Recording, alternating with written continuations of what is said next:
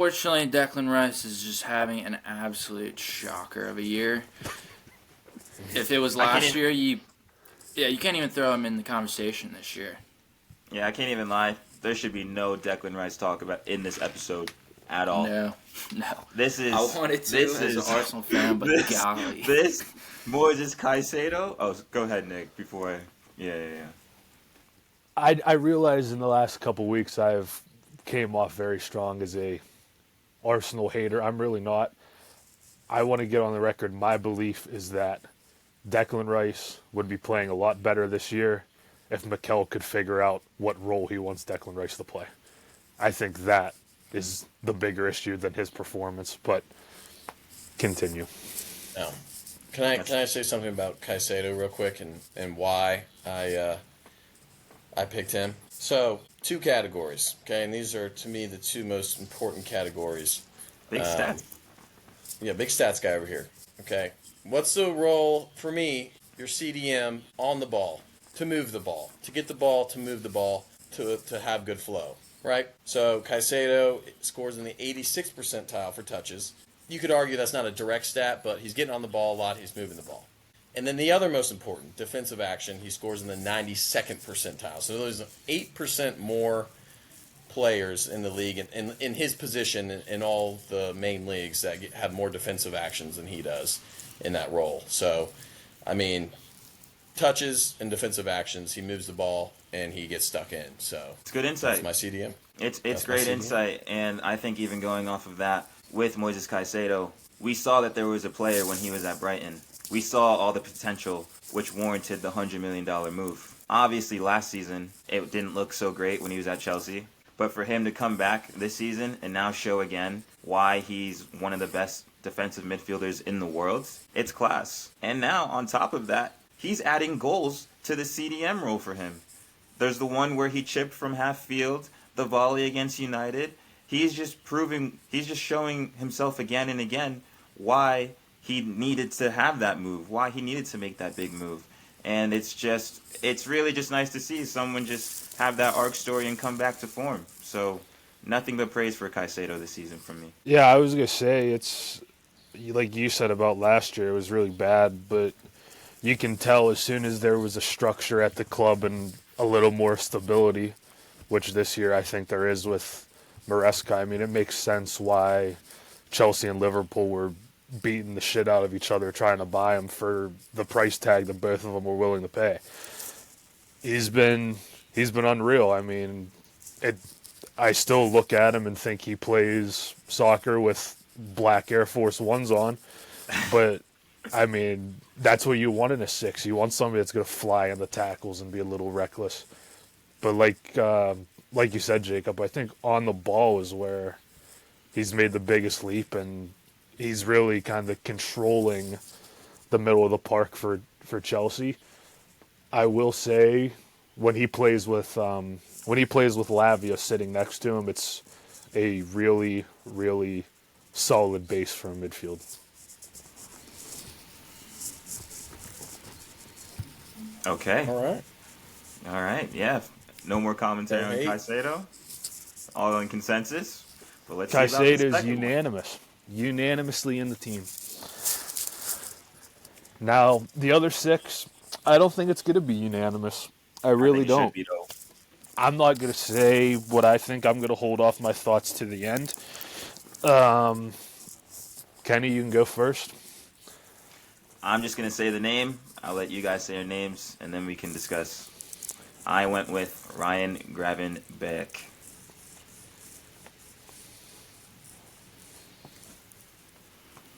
Elaborate. I literally said I'm going to say the name. You guys can go. You go, Jake. I didn't have 2 6s. So I also Well, it doesn't have to be a 6. It can be an 8. If you had an 8, I don't think we're playing with 2 10s. This is going to cause some potential issues, I think. But for one of my attacking midfielders, I did have Bruno Fernandes. Boo! Boo! with all due respect, Jacob, with all due respect, I want you to get off Foot Mob, and I want you to go and look at the highlights for Manchester United this year, and watch how this man has played football. You better defend your case right now. Right now. That is the most bullshit suggestion I have heard today. You better speak about it right now. Hold on. Let me ask you the other question. Who was the other midfielder that you were going to put up? Cole Palmer. So you were going to play with the midfield of Caicedo, Cole Palmer, and Bruno Fernandes. Sure. That is the most criminal Defend thing your I've Bruno. seen in my entire Defend your life. Bruno case right now. Listen, This I is unacceptable. wasn't really in my head putting like a team Clearly. together. Listen, here's my case. Okay, Okay. here's my case. Let me just go through the categories here. Okay. Chances created, 99th percentile. Okay. Touches, 96th percentile. Shots, attempts, 86th percentile. Defensive actions, 90th percentile. You love a midfielder that tracks back, okay? So, I don't know. To me, all around, is it falling together for him? No. But is he an all-around complete player that I think,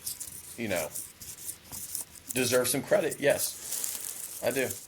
Now, you're right. Maybe he's not team of the week. But I saw these numbers and I was impressed. Because it doesn't seem like he's playing that well, but I think he is playing better than a lot of people give him credit for this season. So, that's all I have to say on the matter.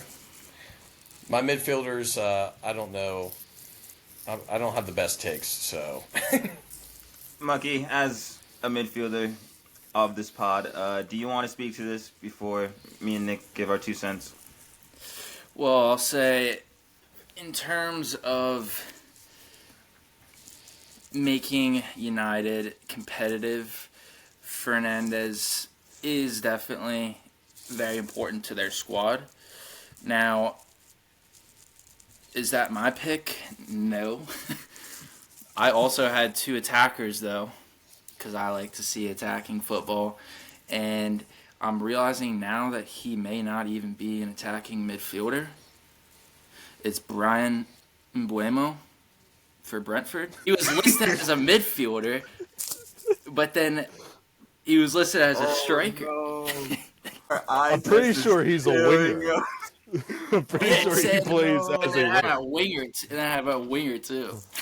Because they play the back 5. He doesn't play in the midfield. But here's my thought for this, was that he obviously has 9 goal contributions, but he has some of the highest match ratings, and he's one of Brentford's best players.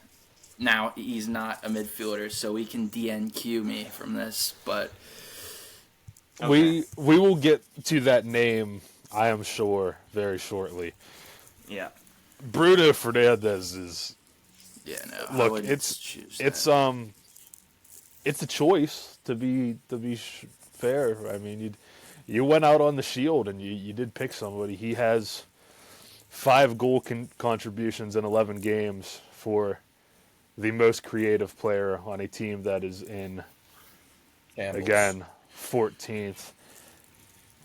Yeah, I'm not seeing it. If we're just gonna go out and pick the players with the most goals, and to me that's fine. I can get on my stat sheets and just pick this player had the most assists and whatnot. But well, yeah, I mean, all right. Enough is enough. Enough is enough. I didn't want to pick another Liverpool. Yeah,